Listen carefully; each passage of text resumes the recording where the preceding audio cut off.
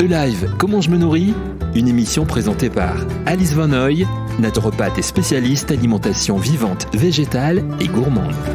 Bonjour à tous, chers auditeurs de Radio Médecine Douce et bienvenue dans ce nouveau podcast « Comment je me nourris ».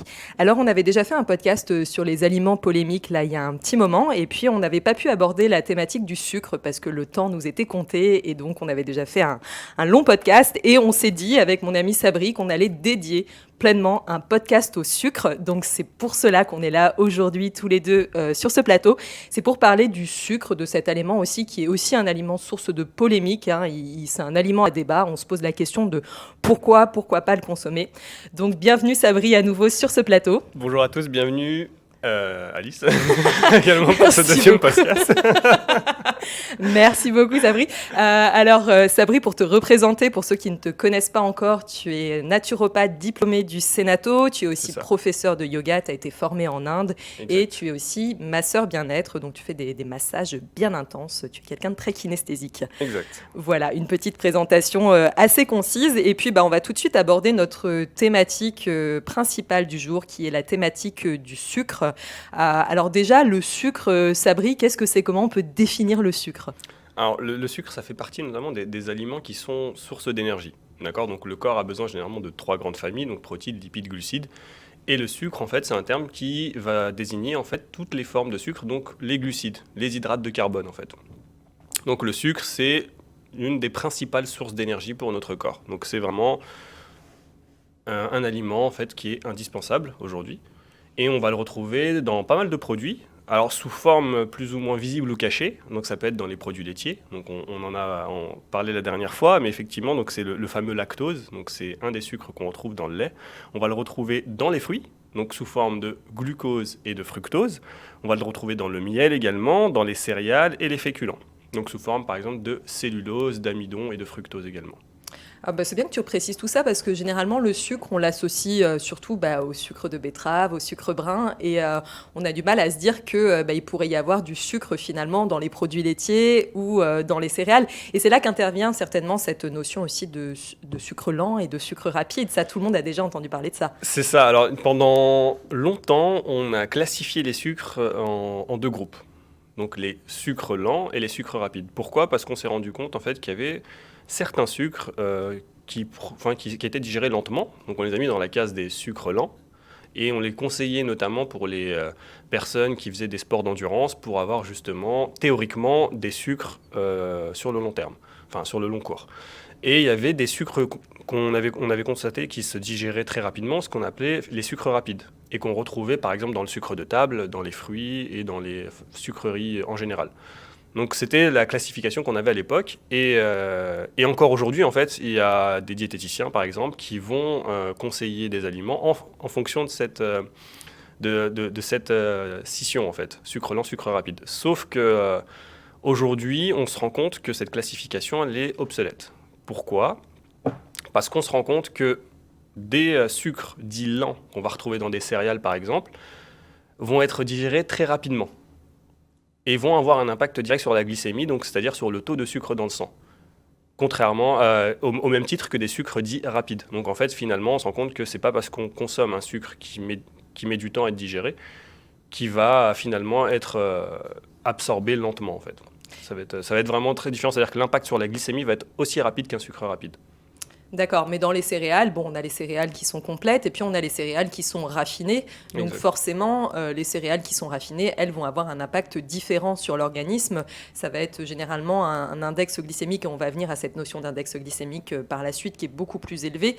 Mais c'est surtout ce paramètre-là qui est quelque important. Finalement, comme tu le disais, sucre lent, sucre rapide, ça n'a plus lieu d'être aujourd'hui. C'est quelque chose d'un petit peu démodé finalement. C'est ça. Oui, et en fait, justement, j'anticipe, c'est-à-dire qu'il y a une classification qui est plus logique aujourd'hui, c'est l'index glycémique, en fait. Et ce qui se passe, c'est que l'index glycémique, c'est la capacité d'un sucre à impacter le taux de sucre dans le sang dans les 2 heures après ingestion. Donc, en fait, c'est ce qui va nous donner une meilleure approche, une meilleure, idée de la qualité du sucre qu'on va consommer. C'est vrai que cet index glycémique, on en entend de plus en plus parler. Et d'ailleurs, après, ça nous amènera en fin d'émission à parler aussi de cette pathologie qui est le diabète, hein, et où l'index glycémique aussi a toute son importance par rapport à l'alimentation en règle générale. Mais donc cet index glycémique, alors beaucoup aussi de personnes vont se poser la question, mais comment savoir quel est l'index glycémique d'un aliment ? Est-ce qu'il y a des tableaux de classification qui existent ? Est-ce qu'il peut y avoir des ressentis suite à la consommation d'un aliment qui nous prouve que l'index glycémique est élevé? Comment toi tu orienterais les auditeurs à bien sélectionner leurs produits et à être informés de l'index glycémique de chaque aliment? Alors, ce qu'il faut savoir, c'est qu'il existe plein de tableaux sur l'index glycémique et en fonction des labos, il peut y avoir des variations. Donc, faut pas s'étonner si, par exemple, l'index glycémique d'une pomme va différer d'un laboratoire à un autre. C'est possible parce qu'effectivement, ça dépend de plein de facteurs aussi, de la qualité du fruit, de la façon dont il a été cultivé, etc. Donc, tout ça, ça va impacter sur le sucre qu'on va retrouver dans l'aliment. Mais en soi, on se rend compte que de manière générale, il y a des familles et des groupes qu'on arrive à classifier. Donc, on va parler, par exemple, de ce qu'il faut savoir, c'est que l'index glycémique de base, comment on le calcule? C'est parce qu'on le compare, en fait. On compare l'index glycémique d'un sucre, d'accord, d'un hydrate de carbone, avec celui du glucose. Et en fait, ce qu'il faut savoir, c'est que l'index glycémique du glucose, il est de 100. Donc en gros, en fonction de ça, donc c'est la référence, c'est le glucose, en fonction de ça, on va avoir un index glycémique, par exemple, qui va être de 50, de 40, de 80, de 90, etc. Donc c'est comme ça qu'on va le comparer. Et du coup, ce qui se passe, c'est qu'on a fait 3 classifications. Donc on parle d'index glycémique faible, lorsque le score en fait est inférieur à 55. D'accord ? On parle d'index glycémique modéré lorsque le score est entre 56 et 69. Et on parle d'un index glycémique élevé lorsque le score est supérieur ou égal à 70. D'accord ? Alors, pour donner quelques exemples, par exemple, pour les différents index glycémiques, un index glycémique faible, on va retrouver par exemple la carotte cuite, un index glycémique de 49.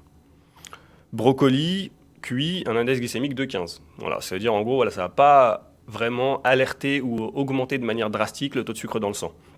La céleri branche, un index glycémique de 15. Le riz basmati, par exemple, ou le riz complet, un index glycémique de 41. Oui, donc en fait, il y a plusieurs aliments qu'on retrouve dans cette catégorie basse, et notamment tous les légumes crus, les légumes cuits aussi la plupart du temps. Alors, l'index glycémique de la carotte, là, tu l'as nommé, mais la carotte, quand elle est crue, finalement, elle a un index glycémique inférieur. Encore moindre, effectivement. La cuisson va modifier quand même l'index glycémique de l'aliment. Exactement. Et on va généralement augmenter l'index glycémique quand on va cuire un aliment. Mais là, par exemple, de citer la carotte cuite, c'est pour dire que même cuite, la carotte, ça reste bien et ça ne va pas être dangereux sur la glycémie. Pour les index glycémiques modérés, je peux t'en donner quelques-uns. Par exemple, maïs doux cuit, un index glycémique de 56, donc supérieur à 55, ça rentre dans la catégorie des modérés. On peut parler par exemple de la patate douce cuite au four, un index glycémique de 61. On peut parler également de la betterave cuite, qui a un index glycémique de 64, et un index glycémique qui est beaucoup plus faible lorsqu'elle est crue. Mais 64, ça reste assez élevé, et c'est la façon dont les Français consomment la betterave le plus possible, c'est plutôt cuite. L'abricot frais, à s'y méprendre, du coup, un index glycémique de 57. Ah oui, parce qu'on aurait tendance à croire que justement l'abricot n'a pas un taux de sucre non plus qui est énorme. Ouais. Alors, du coup, il y a une façon de consommer un abricot avec un index glycémique faible, c'est l'abricot sec. Son index glycémique descend à 30. Le fait de faire sécher l'abricot, on fait baisser son index glycémique. Exact. Donc, des petites comme ça, surprises de temps à autre. Et dans la catégorie des index glycémiques forts, c'est-à-dire supérieur ou égal à 70, on va retrouver le melon, 72.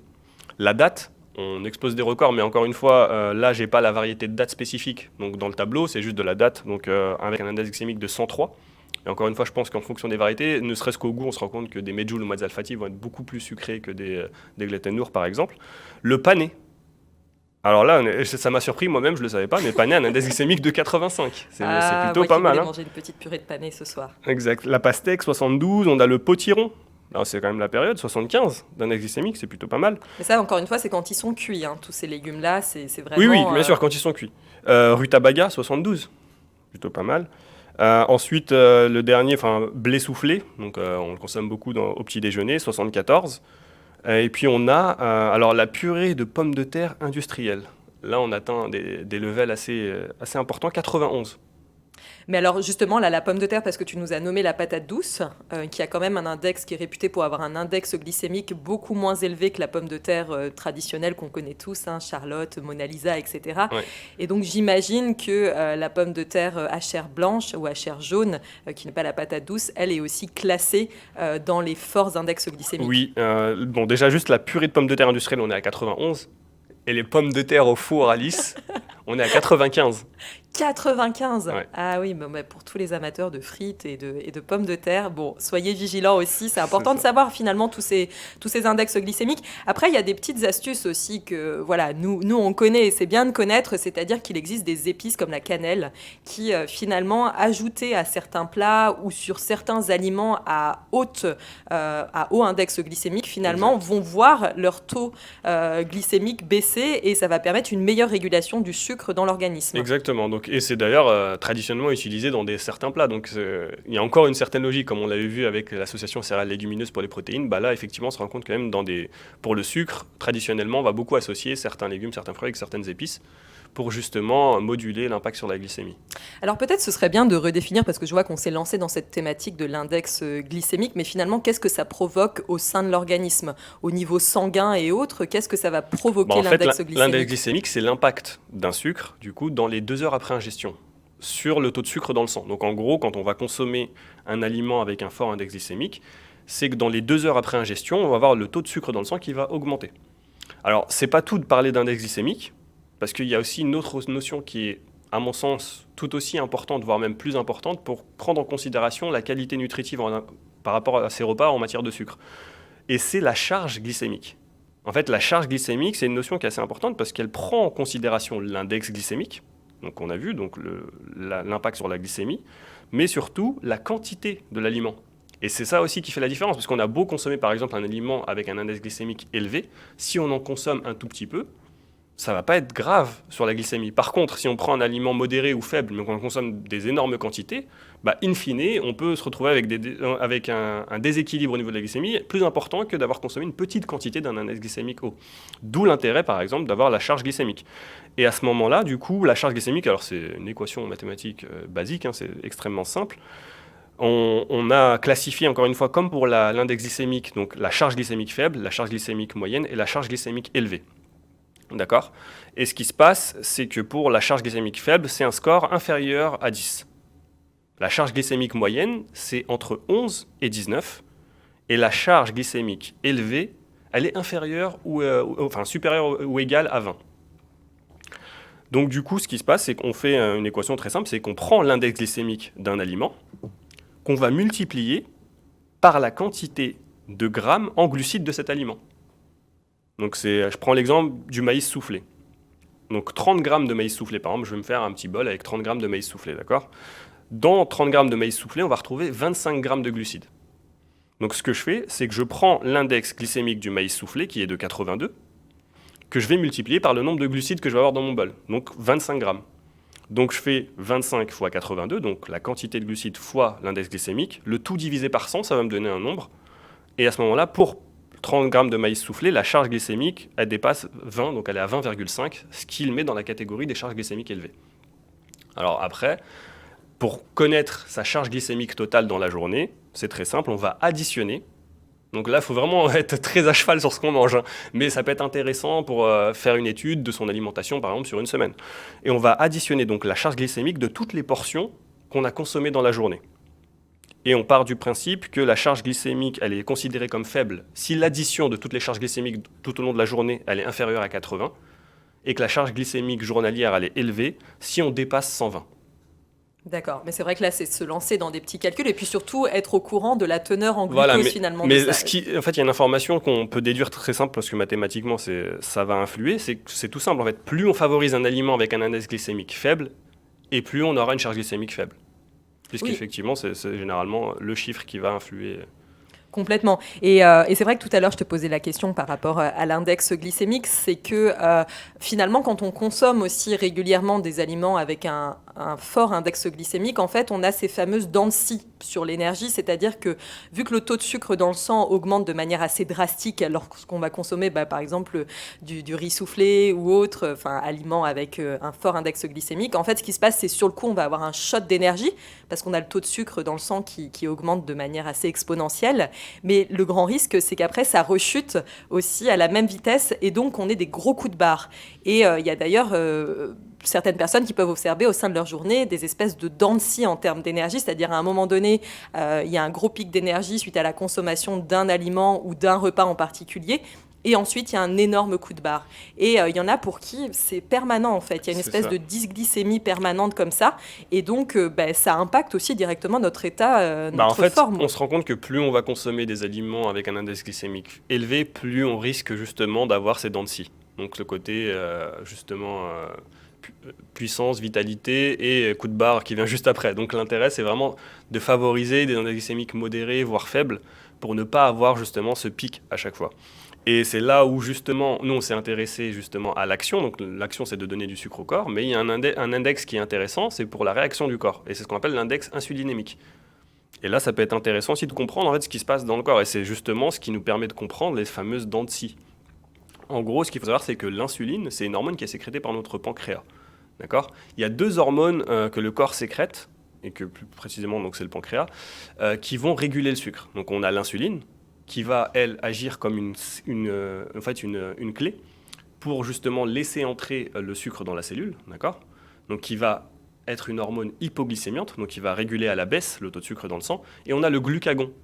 Donc c'est quand le corps, par exemple, se rend compte qu'il est en manque de sucre, il va sécréter du glucagon. C'est un signal d'alarme, en fait, pour dire au foie, allez, libère un peu le sucre que tu as stocké. Et du coup, c'est une hormone qui va être hyperglycémiante. Donc en fait, quand on sécrète du glucagon, c'est pour augmenter le taux de sucre dans le sang, et de l'insuline, c'est pour baisser le taux de sucre dans le sang. Et du coup, on se rend compte qu'il y a un index aussi, donc c'est l'index insulinémique, et c'est tout à fait simple et logique, en fait, c'est que l'index insulinémique, il va de pair avec le fameux index glycémique. C'est-à-dire que plus on a un index glycémique élevé, plus du coup le taux de sucre dans le sang va augmenter et plus le corps va sécréter de l'insuline en quantité pour réduire ce taux de sucre. En fait, c'est juste ça. Donc plus on utilise un index glycémique faible, plus on aura un index insulinémique faible aussi.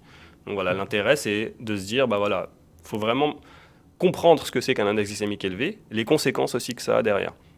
Complètement, mais c'est pour ça qu'on parlera aussi tout à l'heure un petit peu du diabète, parce qu'on a aussi le diabète insulinodépendant, donc c'est-à-dire que là, le pancréas n'est plus en mesure de sécréter de l'insuline, ce qui fait que si la personne n'a pas un apport externe d'insuline, finalement, c'est tout un dérèglement colossal au sein de l'organisme, et la métabolisation des sucres est complètement impactée aussi.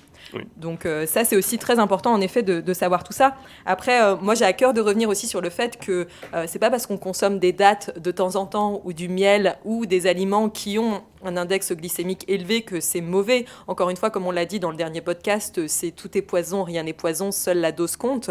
Et c'est encore une fois la quantité aussi qui va finalement impacter ou pas le corps. Mais si de temps en temps on mange des aliments avec un index glycémique élevé, ça va pas être forcément néfaste, mais c'est d'avoir aussi une approche finalement... En fait, il n'y a pas de bon ou mauvais. Le but, c'est de comprendre à chaque fois, c'est qu'une question d'équilibre, mais surtout, ça va dépendre de la qualité de l'aliment, de la forme de l'aliment et surtout de l'hygiène de vie de la personne. Quelqu'un qui se dépense beaucoup, qui fait beaucoup de sport, qui a des émonctoires qui fonctionnent parfaitement, même si elle consomme des aliments à index glycémique élevé, ça n'aura pas le même impact que sur une personne qui est sédentaire par exemple, ou qui a des maladies de civilisation, surcharge pondérale, hypertension, etc. Donc du coup, il n'y a pas de bon ou mauvais, c'est juste le but c'est de comprendre la chose et de se dire effectivement, moi j'analyse un petit peu mon hygiène de vie et je me rends compte qu'effectivement, derrière, j'ai plutôt intérêt à faire attention à ce que je mange. Donc du coup, c'est vraiment une question de jauger et d'individualiser encore une fois. Donc il n'y a pas de bon ou mauvais, mais de se dire effectivement, qu'est-ce qui se passe quand je mange tel type d'aliment.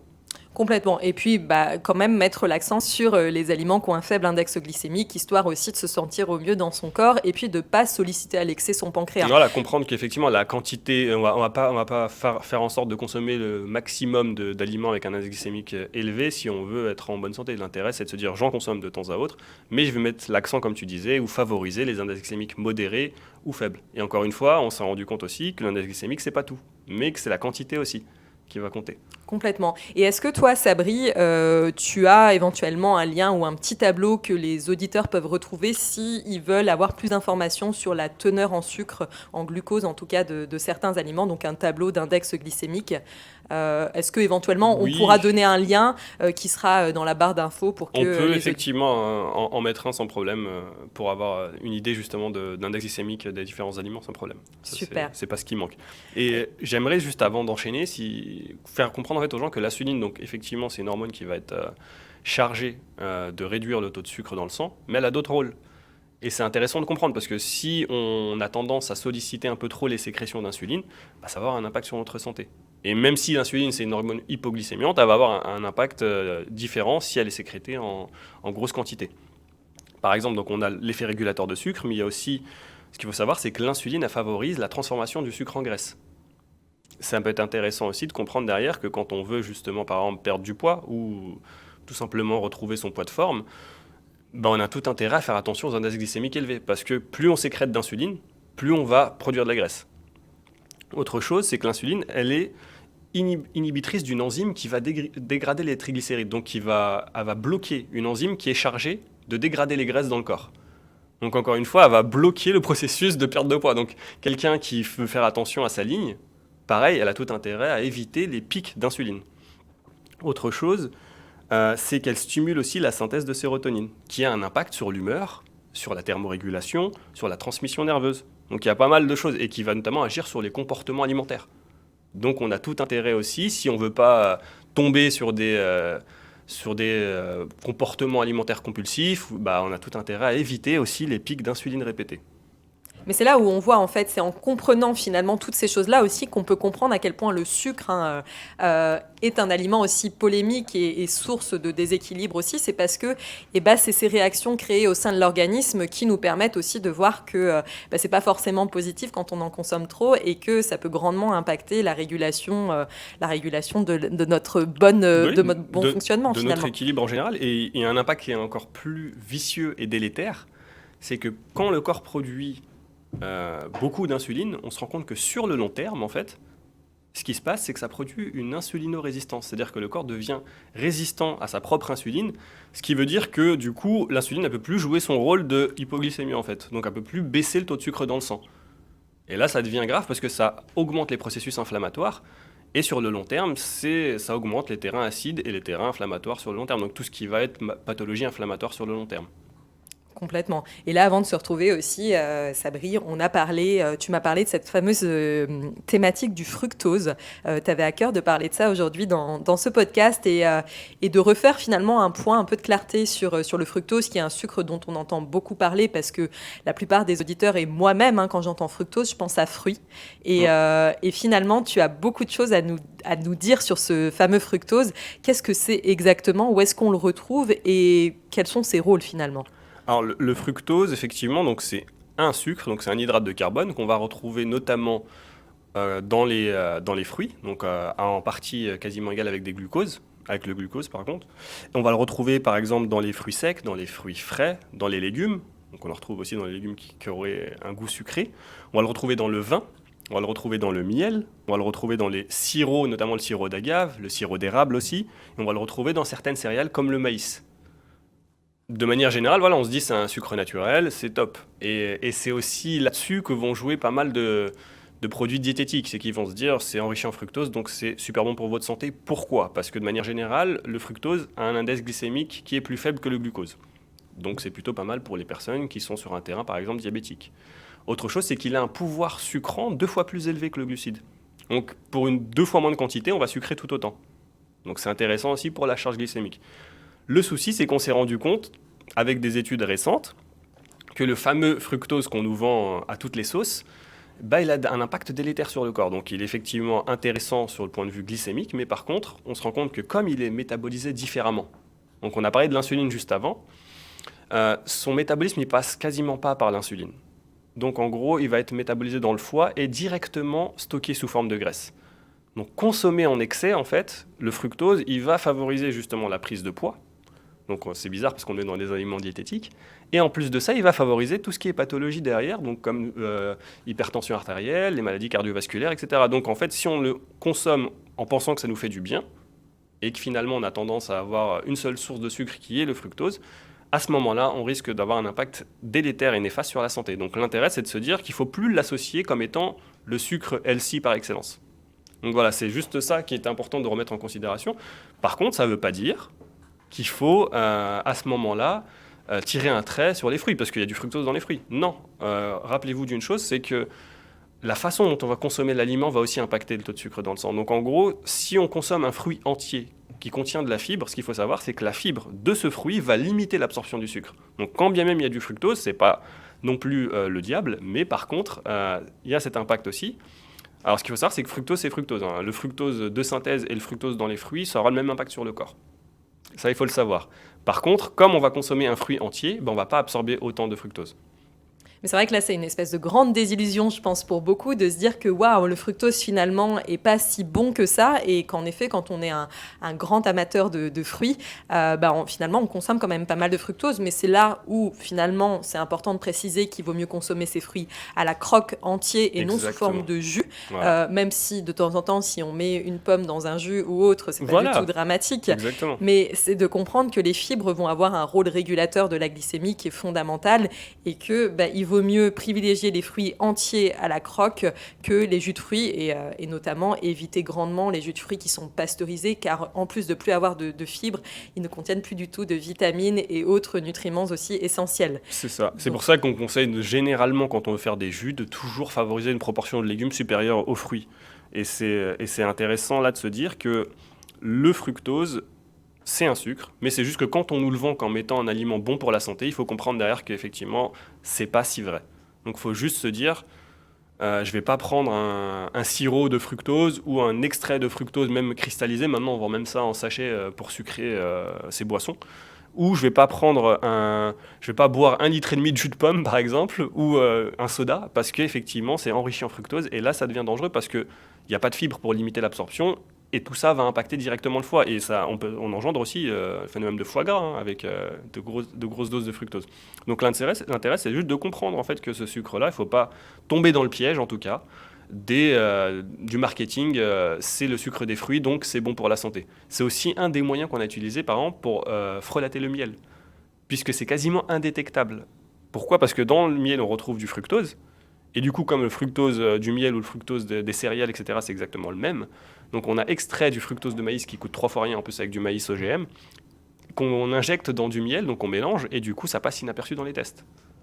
Oui, et ça, c'est assez courant finalement, même sur de nombreuses étiquettes, on lit sirop de fructose et sirop de glucose aussi. C'est vraiment un sirop qui est très utilisé et qu'on ajoute notamment dans des chocolats ou autres pour donner, parce que ça n'a pas de couleur, finalement, ça ne modifie pas du tout la texture, etc. de l'ingrédient. Au contraire, c'est quelque chose qui est très facile à utiliser et qui est grandement utilisé dans de nombreux produits. Et c'est là où c'est important finalement de remettre de la clarté aussi là-dessus et de dire que ça impacte quand même grandement l'organisme et notamment le foie en effet, puis surtout le pancréas aussi.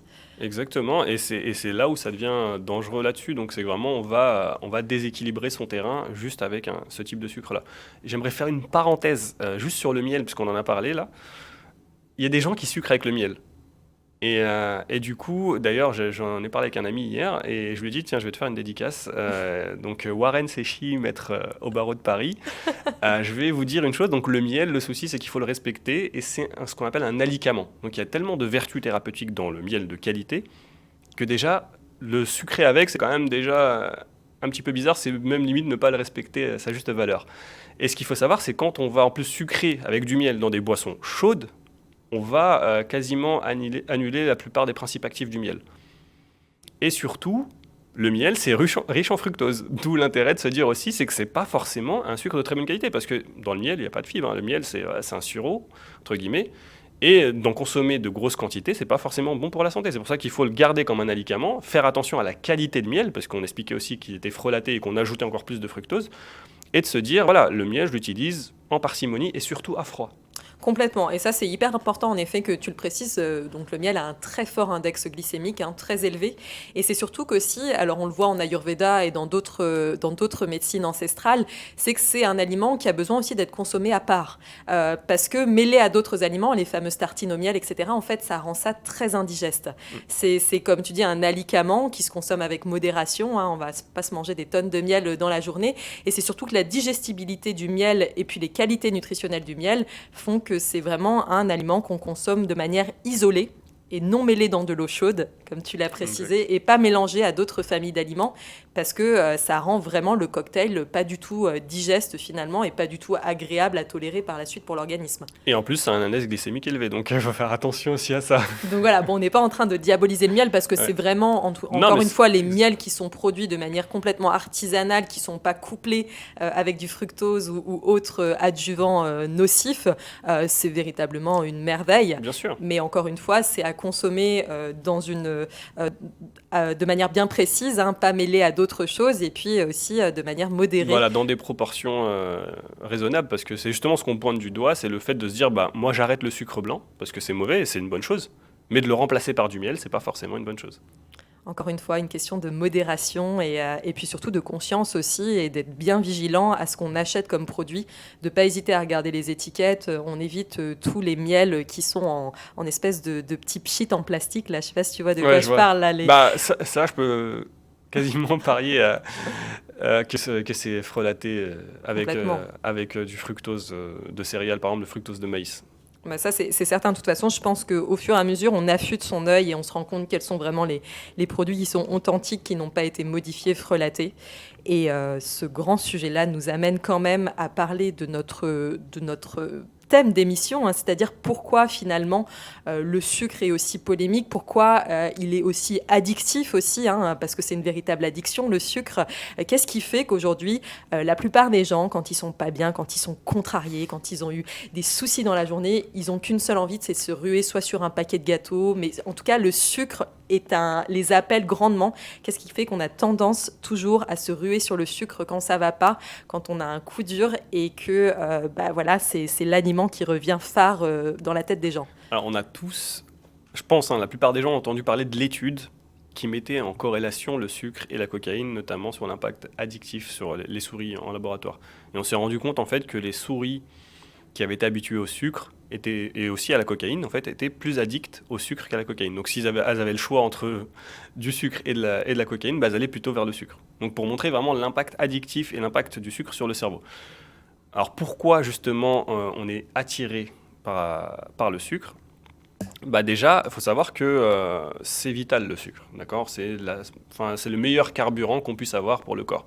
Et le plus gros consommateur de sucre dans le corps, c'est le cerveau. Et à titre d'exemple, le cerveau consomme en moyenne par jour 140 grammes de sucre.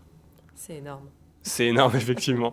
Et du coup, à ce moment-là, on se rend compte que finalement, on va avoir tendance, quand on est fatigué, quand on a du mal à se concentrer, on va avoir tendance à aller très facilement vers quelque chose de sucré parce que ça nous rebooste, dans un premier temps. Et du coup, on s'est rendu compte au niveau du cerveau ce qui se passait, pourquoi le sucre devient addictif et pourquoi aussi on éprouve du plaisir à consommer des aliments sucrés. C'est que finalement, le sucre va stimuler ce qu'on appelle le circuit de la récompense. Donc le circuit de la récompense, c'est un phénomène qui remonte à très longtemps, donc ça fait partie du cerveau archaïque. C'est ce qui a aussi rendu un peu la sociabilité de l'homme, puisque finalement, c'est quand on éprouve du plaisir, ça crée des habitudes, ça crée des réflexes, etc. Et on a envie de stimuler en fait cette sécrétion-là. Et ce qui se passe, c'est que le circuit de la récompense, il y a 3 acteurs. D'accord ? Donc il y a la dopamine, qui est l'hormone du plaisir. On a ce qu'on appelle ATV, c'est l'aire tegmentale ventrale, donc c'est une partie du cerveau, donc il y a cet acteur-là, et il y a aussi ce qu'on appelle le noyau accumbens. Alors ces 3 parties-là, elles communiquent ensemble et elles forment le circuit de la récompense. Ce qui se passe, c'est qu'on a l'ATV, donc l'aire tegmentale ventrale, qui va envoyer des signaux au noyau accumbens par la sécrétion de dopamine. D'accord ? Et c'est comme ça en fait qu'on active ce circuit-là, donc ce qu'on appelle le circuit dopaminergique, donc ça passe par la dopamine. Et en fait, quand on consomme du sucre, ce qui se passe, c'est qu'on se rend compte qu'il y a une sécrétion de dopamine qui est faite. Donc le cerveau éprouve du plaisir, donc il y a une sensation de bien-être, très réconfortant d'ailleurs. On va beaucoup retrouver ça avec le chocolat. Et à ce moment-là, ce qui se passe, c'est qu'on se rend compte que le noyau accumbens, il va être responsable de pas mal de comportements, notamment l'assuétude. Et l'assuétude, c'est les habitudes, en fait. Donc, du coup, quand on éprouve du plaisir, on se sent bien, et le cerveau, il prend ça pour habitude, et il associe ça forcément au sucre. Donc, il se dit, à chaque fois qu'on ingère du sucre, ça me fait du bien, ça me fait planer. Donc, du coup, ça permet en fait au sucre de créer cette habitude-là et cette fameuse addiction. Donc, à partir du moment où il y a une habitude qui est faite et il y a un lien entre plaisir et un aliment, bah c'est bingo, c'est-à-dire qu'on va directement, inconsciemment y aller. Et parfois, en fait, on se rend compte que même on va se diriger vers certains aliments où le sucre est caché, c'est-à-dire en termes de goût, on va pas forcément le sentir, mais c'est des aliments hyper sucrés, parce qu'ils ont un index glycémique élevé. Et du coup, à ce moment-là, on va favoriser dans notre alimentation pas mal d'aliments sucrés, c'est ce qui fait qu'on a ce côté addictif du sucre. Complètement. Et alors là, je pense que les auditeurs qui entendent ça se disent mais mince, moi je suis complètement addict au sucre, comment je vais pouvoir me sevrer? Parce que c'est vrai que là, on est véritablement dans un grand processus d'addiction, encore plus que visiblement la cocaïne, vu que c'est encore plus addictif que la cocaïne, c'est l'étude dont tu nous as parlé, là, ça a été prouvé. Comment on peut désenclencher finalement ce processus d'addiction? En fait, il faut déjà avoir une maîtrise de soi. Donc, il faut travailler sur ça. C'est très difficile de se détacher d'une addiction, mais c'est pas impossible. Mais ce qu'il faut savoir, c'est que le sucre, c'est une source d'énergie et que le corps, dans son intelligence aussi, peut produire de l'énergie à partir d'autres choses. Et notamment, on s'est rendu compte qu'on pouvait produire de l'énergie à partir des acides gras, puisque le sucre est stocké sous forme de gras, notamment. Et on s'est rendu compte que le corps pouvait aussi produire de l'énergie à partir des protéines. Donc, le but, c'est de se dire, je vais entre guillemets, trouver le bon équilibre, pas faire en sorte qu'il n'y ait que du sucre comme source d'énergie, mais je vais aussi utiliser des bons acides gras pour justement donner à mon corps une alternative. Et l'intérêt, surtout, c'est de limiter, du coup, pour justement se détacher de cette addiction, c'est de limiter les index glycémiques élevés. Donc, c'est de se dire, je vais commencer à faire attention à ce que je mange, je vais surtout limiter les quantités, et de préférence, pour avoir du sucre de meilleure qualité, je vais par exemple consommer des fruits entiers. Parce que je sais que même si c'est sucré, je ne vais pas avoir cet impact sur la glycémie qui va être aussi élevé qu'un extrait ou un concentré de sucre. Complètement. Et c'est vrai qu'aussi le sucre symbolise la douceur, le cocooning, le lait de la mer est souvent un petit peu sucré aussi. Donc généralement, il y a ce côté, encore une fois, comme les produits laitiers, un petit peu régressif, c'est-à-dire qu'on est dans un retour en enfance et que généralement, le cerveau, il appelle aussi ces aliments réconfortants quand ça va pas bien. Il a tendance à se dire, ça va pas bien, on va se faire une purée mousseline ou un truc comme ça. Exactement, parce que de toute manière, quand ça va pas bien, ce qu'on veut, c'est se sentir bien. Et du coup, on a envie de ce shot de dopamine. Donc du coup, forcément, on a envie d'éprouver cette sensation de bien-être. Et ça passe, effectivement. Le sucre, c'est un moyen ultra rapide d'avoir ce shot de dopamine. Donc du coup, c'est ce qui fait qu'on a même parfois la simple idée de consommer du sucre, déjà on se sent mieux. Et parce qu'on sait qu'on va avoir son carré de chocolat ou autre. Et à ce moment-là, dès que c'est en bouche, ça y est, le cerveau a tout de suite l'information. Et d'ailleurs, on le sent. Quelqu'un qui mange quelque chose de sucré, qui en avait envie, il a tout de suite le sourire. Il a le big smile. C'est ça. Mais alors là, tu parlais donc en effet de cette importance de l'index glycémique et de consommer des aliments qui ont un faible index glycémique, donc on n'hésitera pas à mettre le petit tableau, en tout cas un lien qui mènera vers un tableau pour les auditeurs. Mais là, aujourd'hui, est-ce qu'on peut quand même orienter un petit peu les auditeurs sur des alternatives au sucre raffiné, aux produits aux index glycémiques très élevés? Est-ce qu'il y a des sucrants naturels à privilégier au quotidien quand on est habitué à consommer des carrés de sucre raffinés, qu'on est habitué à manger des biscuits qui sont extrêmement sucrés, finalement qu'on a plein d'habitudes pour un sucre qui est vraiment avec un fort index glycémique, des produits qui ont un fort index glycémique. Qu'est-ce qu'on peut recommander aux auditeurs pour consommer mieux, consommer plus sain et ne pas impacter de manière aussi radicale leur glycémie? Le réflexe, il est très simple, c'est-à-dire qu'à partir du moment où on reste sur un aliment brut le plus naturel possible, c'est déjà meilleur. Donc c'est pour ça qu'on conseille surtout les fruits qui sont riches en fructose de les consommer entiers par rapport à la fibre. Et c'est le même principe pour les céréales. Plus les céréales sont complètes, semi-complètes, et moins elles auront un impact négatif sur la glycémie. Donc plus on reste sur quelque chose de naturel, la nature est bien faite finalement, plus on reste sur quelque chose de naturel, et moins on va avoir d'effet délétère des sucres. Donc l'intérêt, c'est de se dire, quelqu'un qui veut se sevrer des sucreries industrielles, on va lui conseiller de plutôt favoriser, plutôt de dépenser son argent sur des fruits frais. Et par exemple, ça peut être aussi de passer par des dattes, même si c'est un index glycémique élevé, mais ça va très vite calmer les envies de sucre. Et du coup, on va se sevrer comme ça, petit à petit, en favorisant la qualité sur la quantité. Bien sûr, et puis il existe aussi des sucrants comme le sucre de fleur de coco, etc., qui sont des sucrants avec des faibles index glycémiques. Exactement. Et qui ont aussi des pouvoirs sucrants beaucoup plus élevés. Et on pense aussi à la fameuse stevia. Et alors elle existe aussi sous forme naturelle, sous forme de feuilles, donc c'est un goût un peu réglissé. Mais pareil, c'est exceptionnel. Ça permet de sucrer sans avoir d'impact délétère sur la glycémie. Et à ce moment-là, on se fait du bien, on aura l'aspect gustatif et on n'aura pas d'effet délétère. Donc l'intérêt, c'est de se dire, voilà, je vais plutôt aller vers des sucres naturels. Il y a aussi le fameux sucre fleur de coco. On a aussi différents sirops. Par exemple, pour ceux qui ont tendance à aller plutôt vers le miel, j'aurais plutôt conseillé le sirop de date sous forme de sucre. Donc c'est une espèce de mélasse qui est sucrante. On peut aussi aller... alors, il y a un sucre aussi qui est intéressant. Alors, c'est pas justement... Ça vient en contradiction un petit peu avec le côté brut de l'aliment, parce que finalement, on ne peut pas l'avoir s'il n'est pas transformé, mais c'est le xylitol, qui est un aliment notamment qui a un faible index glycémique, et surtout qui est un des rares sucres à limiter le développement des caries.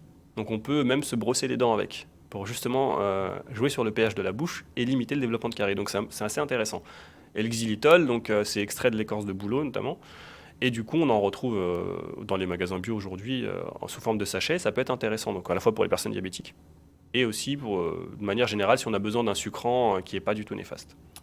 Bon, en tout cas, le sucre est vraiment un vaste sujet. C'est vrai que là, on va devoir s'arrêter, mais on aurait pu énumérer encore tout un tas de sucrants pendant longtemps. On invite en tout cas les auditeurs qui ont des questions à ne pas hésiter à les poster en barre de commentaires. Ce qu'il est important de retenir, c'est qu'on a besoin de sucre, mais ce qui est important, c'est de choisir ces sucres finalement et d'aller plutôt vers des aliments bruts qui n'ont pas été transformés, qui n'ont pas été raffinés, qui sont encore en totum, dans toute leur authenticité, de consommer de qualité, d'aller vers des aliments complets. Ça, c'est très important. Et puis, nous, on reste à votre disposition de toute façon si vous avez des questions par rapport au sucre, aux index glycémiques, etc.